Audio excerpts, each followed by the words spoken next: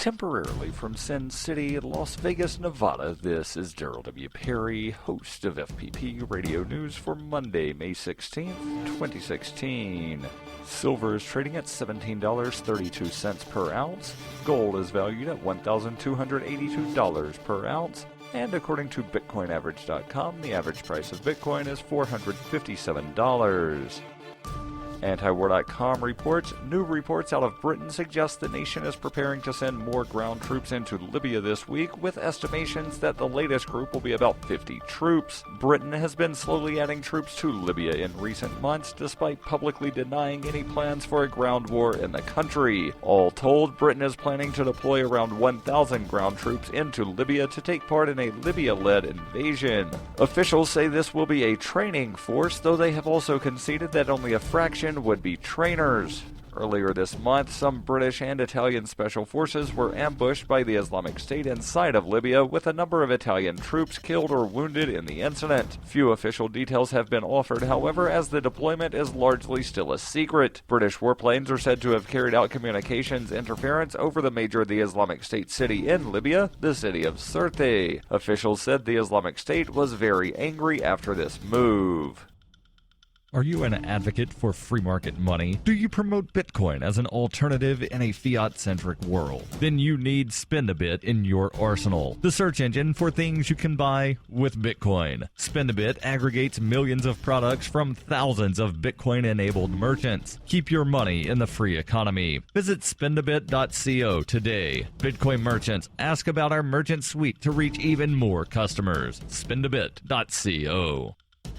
UPI reports a stunt show pilot was killed Saturday when his biplane crashed in front of horrified spectators attending an air show near Atlanta. The incident happened at the Peachtree DeKalb Airport outside of Atlanta on Saturday afternoon. The pilot, who police have not identified, executed a low-to-the-ground pass with another biplane, then shot up into the air. Police said the pilot was likely not able to pull out of the ensuing nosedive due to windy conditions. Police also said the pilot, who was participating in the Good Neighbor Day stunt show, is from Augusta, Georgia. Video of the incident was posted to YouTube by an onlooker, Juan Rios. Rios told NBC News, "We were commenting about the amount of training that the pilots have to go through, and then I started making the joke about the communication between the pilots. Then I just became speechless." The video, which CNN has edited to remove the moment of impact, shows the plane plummeting to the ground, then the wreckage in flames. WSB reported investigators from the Federal Aviation Administration and the National Transportation Safety Board were on scene Saturday afternoon to begin their official investigation.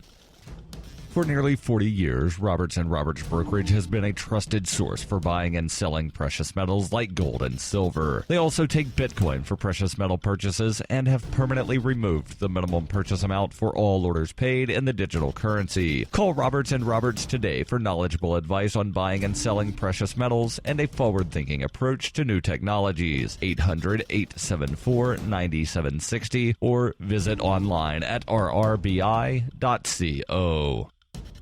Reuters reports dozens of people were arrested in Washington state on Sunday, 2 days after protesters set up a blockade on railroad tracks leading to a pair of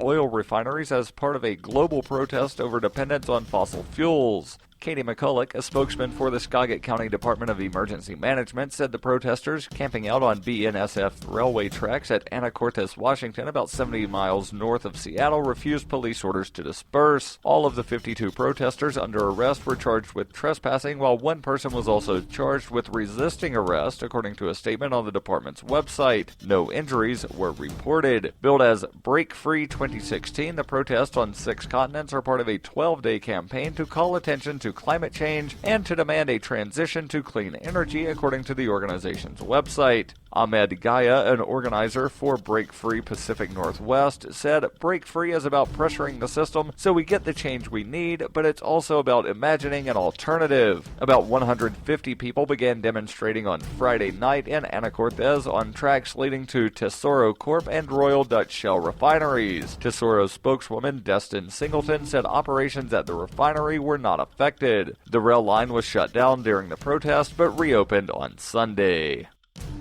This has been FPP Radio News, online at fppradio.com.